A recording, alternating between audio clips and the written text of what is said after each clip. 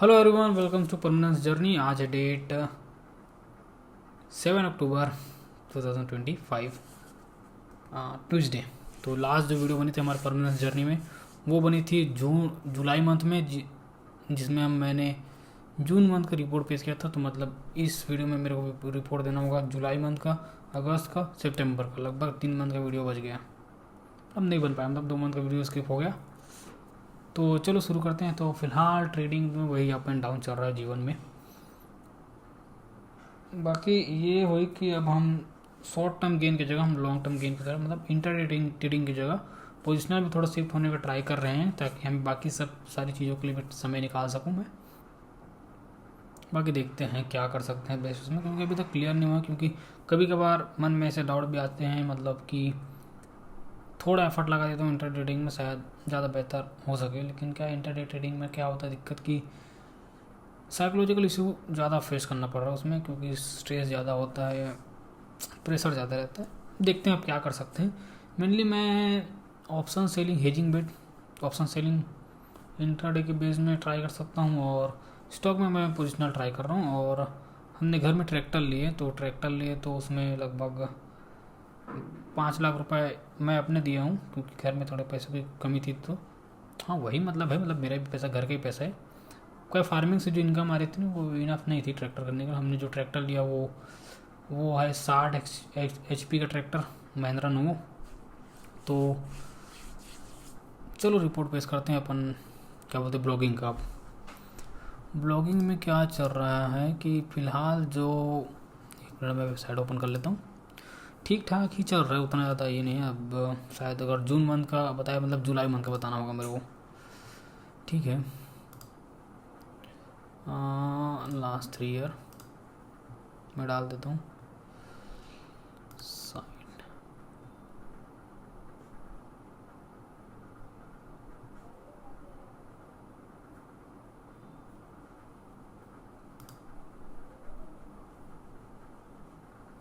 Monthly हिसाब से कहाँ पे है? हाँ, यहाँ पे।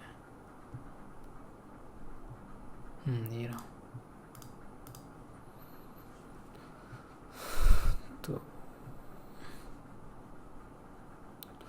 तो जून मंथ में हमने $2,740 के आसपास इनकम की थी, जो शायद पिछली वीडियो में मैंने बताया होगा। जुलाई मंथ में मेरा इनकम रहा ब्लॉगिंग से $1,000, मतलब 80,000 के करीब। अगस्त मंथ में इनकम रहा लगभग $1,427, यही कुछ 1,20,000 के आसपास कुछ। ठीक है, सितंबर मंथ का रिकॉर्ड हाई इनकम रहा। सितंबर मंथ का इनकम रहा मेरा $3,129, लगभग 2,70,000 के करीब। जब मेरे को पता चला कि इनकम आने वाली है सितंबर में इतनी ज़्यादा, तो मैंने घर में ट्रैक्टर के लिए, इतना ज़्यादा पैसे नहीं थे वैसे, क्योंकि ट्रेडिंग भी करनी रहती है। अब धीरे धीरे जो भी है बैलेंस करके चीज़ें किया जा रहा है। तो मैंने 5 लाख रुपए दे दिए ट्रैक्टर खरीदने के लिए अपना। सर जो भी है, जो भी पैसा अपन कमा रहे हैं फैमिली के लिए कमा रहे हैं, फैमिली तो है जो भी है। और अभी अक्टूबर मंथ का लगभग 7 दिन में $600 के आसपास कुछ बन चुका है। बाकी देखते हैं कितना जाएगा अक्टूबर मंथ। इसके अलावा हम कंटेंट, मैंने जो इंस्टाग्राम के मेरे पेजेस थे ना, उसके मैंने नाम चेंज किया, क्योंकि मेरे को ऐसा लग रहा है कि मेरा नाम जो है ना परमानेंट, ये मैच नहीं कर पा रहा अच्छे से टैग लाइन को, मतलब थोड़ा ब्रांड टाइप नहीं लग रहा है। तो जैसे परमानेंस व्यू और परमानेंस वर्क करके, तो मैं जो पेज बनाया था इंस्टाग्राम में और यूट्यूब में भी, परमानेंस व्यू और परमानेंस वर्क करके, तो उसको मैंने चेंज किया हूँ। परमानेंस व्यू को मैंने किया डेली लर्निंग हैबिट, क्योंकि उसमें मैं अब लर्निंग के जो भी वीडियो मैं डाल सकता हूँ वो डालने का ट्राई करूँगा। और जो वर्क वाला था उसमें मैं डेली वर्किंग हैबिट। तो उसमें वर्क में क्या दिक्कत सबसे बड़ी हो रही है वर्किंग में ना, अब ब्लॉगिंग ऐसी है कि जो मैं बता नहीं सकता, क्योंकि जो जिन तरीक़ों से मैं ब्लॉग राइटिंग कर रहा हूँ, वो तरीका दरअसल, क्योंकि मैं कुछ पर्टिकुलर कीवर्ड के बेस में अपनी वेबसाइट को रैंक कर पा रहा हूँ, तो वो कीवर्ड मैं रिवील कर दिया तो मेरा वेबसाइट काम तमाम हो जाएगा, इसलिए मैं नहीं कर पा रहा हूँ। और ट्रेडिंग के बारे में वीडियो बनाना चाहता हूँ, लेकिन मैं ट्रेडिंग से प्रॉफिटेबल भी हूँ नहीं, तो मैं वर्किंग वाला जो पेज बनाया हूँ अभी, चैनल जो है, उसमें मैं किस टाइप की वीडियो डालूँ, मैं भी लाइक बिजनेस या फिर फाइनेंस का कुछ अच्छे और इम्पोर्टेंट बातें बताने का ट्राई करेंगे। इसके अलावा जो लर्निंग पेज है ना, डेली लर्निंग हैबिट, उस पर मैं जैसे किताबें मैं पढ़ता हूँ अभी, और कंटिन्यू अच्छे से पढ़ने के बारे में सोच रहा हूँ, किताबें बहुत सारी। तो उसके बारे में मैं कुछ इंपॉर्टेंट जो लर्निंग में बता सकता हूँ वो बताने का ट्राई करूँगा। उसमें जो भी अपन बेस्ट कर सकते हैं अपन करने का ट्राई करेंगे। और दूसरी बात हो रही है कि मेरे को ब्लॉगिंग है वो ज़्यादा दिन तक नहीं चलेगा, फिलहाल जो चल रहा है जैसे चल रहा है अपन पैसा इनकम कर रहे हैं। ट्रेडिंग में भी अभी तक इनकम जनरेशन अभी तक हुआ नहीं, अभी तक लॉस में है वो भी, लेकिन हम मीडियम फेस में चल रहे हैं, उतना मतलब हैवी ये नहीं हो रहा है, ये रहा। और अब बहुत अच्छी खासी अंडरस्टैंडिंग भी हो चुकी मार्केट की। तो ट्रेडिंग पता नहीं कैसा होगा क्या होगा, लेकिन मुझे सिर्फ ट्रेडिंग में डिपेंड नहीं रहना, क्योंकि मुझे एक और अदर सोर्स ऑफ इनकम, मतलब और मल्टीपल सोर्स ऑफ इनकम मुझे क्रिएट करना पड़ेगा, तभी जाके मैं थोड़ा सेफ महसूस करूँगा। बाकी रिस्क तो लेना ही है जीवन पर, लेकिन रिस्क लेंगे कैलकुलेटेड भाई, क्योंकि रिस्क में सिर्फ अपन का पैसा नहीं लगता, अपन की बहुत सारी चीज़ें लगती हैं। तो कैलकुलेटेड रिस्क लेंगे। मेन यही हो रहा है यार, कंटेंट क्रिएशन में अच्छे से काम करना चाहता हूँ, लेकिन क्या है ना, जैसे नॉर्मल में मेरे को नॉर्मल वीडियो बनाना अच्छा लगता है। हाँ, जैसे नॉर्मल कैमरा चालू करके ऐसी वीडियो बनाना। अब क्या है, ज़्यादा एडिटिंग वगैरह मुझे ज़्यादा नहीं आता है, लेकिन मैं सोच रहा हूँ कि देखो ट्रेडिंग में अब का मैं पोजिशनल में शिफ्ट हो रहा हूँ, तो मेरे पास टाइम होंगे, तो मैं सोच रहा हूँ कि थोड़ा एडिटिंग वगैरह भी सीखा जाए। एटलीस्ट सीखा रहेंगे तो कुछ ना कुछ में काम आएगा। बाकी बिजनेस के बारे में भी हम, एक मिनट थोड़ा मैसेज आ गया आपसे, सॉरी। बाकी बिजनेस के बारे में हम कोशिश कर रहे हैं चीज़ों को जैसा भी हम बेस्ट बना सकते हैं। तो बस यही चल रही है लाइफ। अच्छा बाय द वे एक चीज़ नहीं बोला यार, welcome to video number 87, sorry, myself Obi as a character name. Welcome to video number 87 of permanence journey. वैसे चैनल का पहला नाम मूवी पैराडॉक्स था, क्योंकि इसको मैं करेक्टर बेस्ड नेम रखा था, कुछ करेक्टर डिफाइन हुए थे मेरी लाइफ में। फिर सोचा कि यार मेरी लाइफ की कहानी है, तो सोचा मेरी जर्नी के नाम पे 5 चैनल बनाया था, एकदम मस्त है।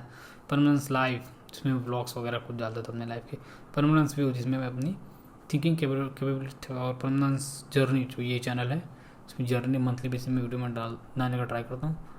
और परमानेंस वर्किंग फील्ड के बारे में थोड़ा डालने की कोशिश। और एक तो परमानेंस वाइज मेरे को म्यूज़िक फील्ड में भी थोड़ा बहुत करना है यार, बहुत कुछ आइडियाज़ मेरे मन में, मतलब आइडियाज़ ना बहुत सारे हैं, बहुत सारे आइडियाज़ हैं। ये ट्रेडिंग वाला काम अगर ठीक से हो जाता ना, मैं करता यार उस सब चीज़ों को। मेरे को मन है कि बाहर में जाके थोड़ा पढ़ने वढ़ने का भी थोड़ा कोशिश तो करना पड़ेगा, हार तो नहीं मान सकते ना।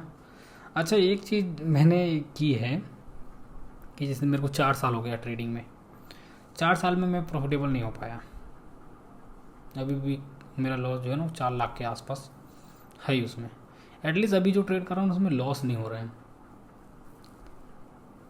तो इस कारण ना मेरे को ऐसा लगा, मतलब एकदम वो होता है ना मीडियम फेस में आ चुका हूँ, क्योंकि मार्केट की अच्छी अंडरस्टैंडिंग, जिस तरह के प्राइस एक्शन, सपोर्ट रेजिस्टेंस और ट्रेंड लाइन और जो भी पुल बैक वगैरह जो भी होता है ना मार्केट की अंडरस्टैंडिंग, वो अच्छे से समझ चुका हूँ। और सेटअप कहाँ काम करता है, कहाँ अपने को ओवरऑल मार्केट को देखना होता है, कहाँ अपने को मार्केट के डायरेक्शन के बजाय डायरेक्ट नॉर्मली सेटअप पे फोकस करना होता है। बहुत सारी चीज़ें मैं समझ चुका हूँ मार्केट में, कैसे सिनारियो में क्रैश आ सकते हैं, कब हमें एग्जिट करना चाहिए स्टॉक्स में, SIP हमें कैसी करनी चाहिए, स्टॉक्स में करना चाहिए, और डिफरेंट चीज़ें।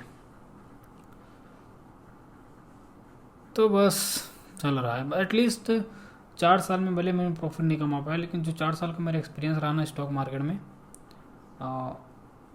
वो बहुत ज़्यादा वैल्यूबल है रहा मेरे लिए। Money management, risk management, calculated risk, इन सब चीज़ों को बहुत ब्यूटीफुल तरीके से मैंने इन सब चीज़ों को सीखा है, और जो मेरे हिसाब से बहुत ज़्यादा वैल्यूबल चीज़ रही कि एटलीस्ट मैंने पैसे गंवाए, मतलब लॉस किए, लेकिन हाँ ये सब चीज़ें समझी कि रिस्क लेना होता है, कैलकुलेटेड करना होता है चीज़ों को, सिस्टमेटिक वे में काम करना पड़ता है, सिस्टम में काम करना होता है, अपने आप पे बिलीव करना होता है, और क्या बोलते हैं यार, कंसिस्टेंसी बनाए रखना होता है, लगातार काम करना पड़ता है। पिछले 4 साल में भले ही हम नहीं कमा पाए, एटलीस्ट ब्लॉगिंग से अभी भी हम ब्लॉगिंग कर रहे हैं, ये अच्छी बात है। और जब तक इनकम आ रही है ना ब्लॉगिंग से, अपन करते रहेंगे,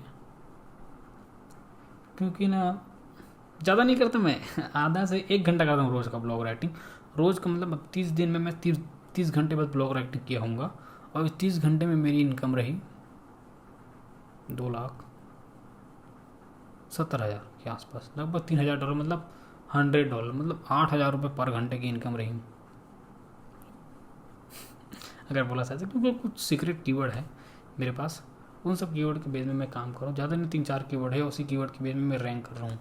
पहले ब्लॉग राइटिंग करता था तो सोशल मीडिया में शेयर करके ट्रैफिक लाता था, अभी ब्लॉग राइटिंग कर रहा हूँ तो उसमें डायरेक्ट सर्च इंजन ऑप्टिमाइजेशन से ट्रैफिक आ रहा है, क्योंकि कुछ पर्टिकुलर कीवर्ड्स मैं पकड़ चुका हूँ एटलीस्ट। और उसके अलावा जैसे कीवर्ड तो ठीक है, लेकिन उन कीवर्ड पर रैंक करने के लिए जो सर्च इंजन ऑप्टिमाइजेशन की ज़रूरत पड़ती है ना, किस तरह के से आर्टिकल को बनाना होता है, कैसे प्लेसमेंट करना होता है, सब हेडिंग्स का इम्पोर्टेंट, बोल्ड लेटर्स का, इंटरनल लिंकिंग, एक्सटर्नल लिंकिंग, और जो भी हम ऑप्टिमाइजेशन कर सकते हैं उसमें करना, ये मैं सीख चुका हूँ एटलास्ट।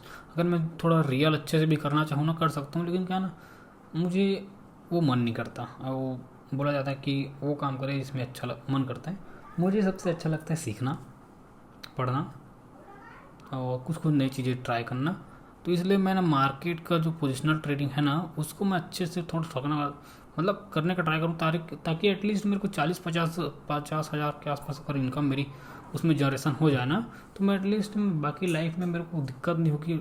जो भी मैं नया चीज़ करना चाहता हूँ, एटलीस्ट जो सेफ इनकम सोर्स है ना वो बन जाएगा। तो देखते हैं जो भी होगा जैसा होगा, हमारे काम में है, हमारे हाथ में है कोशिश करना, अपन कोशिश करेंगे। तो आज का वीडियो यहीं तक, सारी चीज़ें फेवरेबल रही तो हम फिर से मिलेंगे एक और नई वीडियो में। मेरा नाम है परमानंद वर्मा, बहुत बहुत धन्यवाद इस वीडियो को आगे तक देखने के लिए। जय हिंद।